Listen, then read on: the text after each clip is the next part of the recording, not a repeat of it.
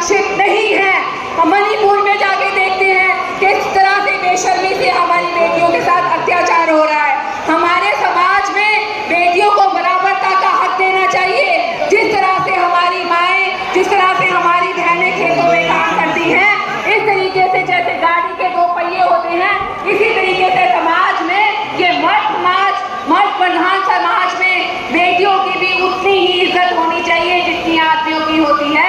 मैं चाहती हूँ अपनी माताओं, जैसे हमारे देश में माता की पूजा करते हैं, वैष्णो देवी की पूजा करते हैं, इसी तरीके से हमारी माँ बेटियों की भी उसी तरीके से आप इज्जत करें। और मैं साथ में एक बात रखना चाहती हूँ, किसानों के साथ जिस तरह से हरित क्रांति आई थी हमारे देश में 3 गुना ज्यादा मुनाफा तो दिया किसानों को। मैं मानती हूँ मैं किसान की बेटी हूँ, पर उसके साथ हमारे किसानों का जो देसी बीज था, जो उनका खुद का बीज था, जो किसी से खरीदने की जरूरत नहीं थी, हमारे किसानों को दुकानों में पहुंचा दिया। वो जो हाइब्रिड बीज आया, मैं मानती हूँ कि उसने हमें दुगनी तरक्की दी, दुगने पैसे दिए, पर उसके साथ कितनी सारी बीमारियां भी वो साथ में ही हमारे खेतों में लेके आया।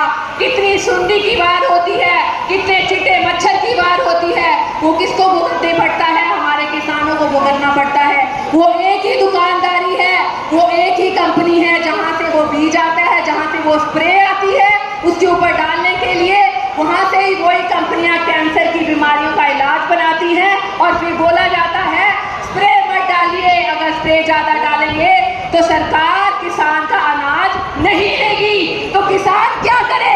पहले किसान की नीतियां ये डिसाइड करते हैं, मिनिस्टर सारे बैठ के बड़े बड़े कॉर्पोरेट कंपनियों के साथ बिजनेस की डील करते हैं और बाद में किसान के अनाज को ठुकरा देते हैं। मैं ये कहना चाहूंगी, किसानों को अपना फैसला खुद करना चाहिए, अपने देसी बीज को अपने पास संभाल के रखना चाहिए। फिर ये कहते हैं कुदरती फार्मिंग आनी चाहिए, ऑर्गेनिक फार्मिंग आनी चाहिए। कैंसर जैसी बीमारियां आपके घर में आ गई। ऐसे खेत हैं पंजाब हरियाणा में जिसकी जमीन को भी कैंसर हो गया। किसके कारण हो गया? ये जो कंपनियां स्प्रे बनाती हैं, ये जो कंपनियां राउंड अप जैसी स्प्रे बनाती हैं जो आपके घास की जड़ों को भी खत्म कर देता है, ये आपकी घास की जड़ों को नहीं खत्म कर रहा, ये आप किसानों की जड़ों को भी खत्म कर रहा है। आपको पता होना चाहिए ये जो खतरनाक स्प्रे है ये अमेरिका जैसी कंट्रियों में बैन हो चुकी हैं। ये वियतनाम की लड़ाई में उन्होंने गुरीला को खत्म करने के लिए, जंगलों को भस्म करने के लिए इस्तेमाल की थी और आने वाले टाइम पे वहां पर अपाहिज बच्चे पैदा हुए थे, दिमाग से पैदल बच्चे पैदा हुए थे।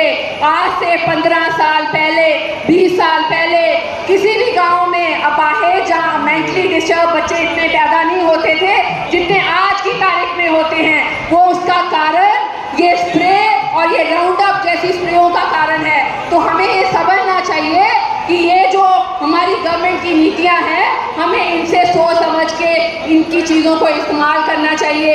ये जितनी इंडस्ट्रीज हैं ये सारी दूसरी कंट्रियों में बैन हैं, पर हमारे इंडिया, बांग्लादेश, पाकिस्तान में इनकी कंपनियां लगा रखी हैं। ये सरकार को सोचना चाहिए कि हमारे किसानों के लिए कौन सी चीज़ सही है और कौन सी चीज़ गलत है।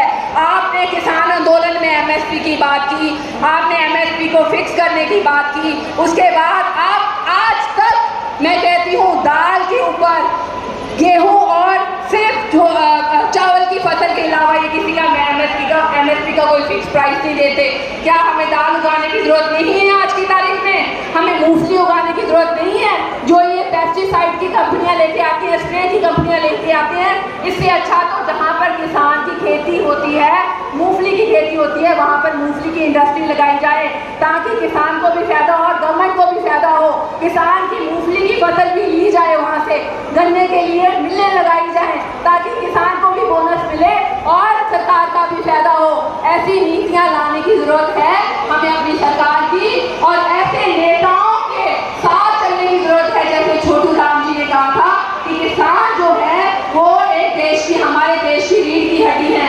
हमें ऐसे नेता की जरूरत है जो अपने पार्टी पद से ऊपर उठकर, अपने पद से ऊपर उठकर किसान की आवाज रखें। और वो हमने किसान आंदोलन में देखा, चौधरी साहब ने किस तरीके से किसानों का साथ दिया था। और पीछे जब हमारी बेटियां, हमारी पहलवान बेटियां सड़कों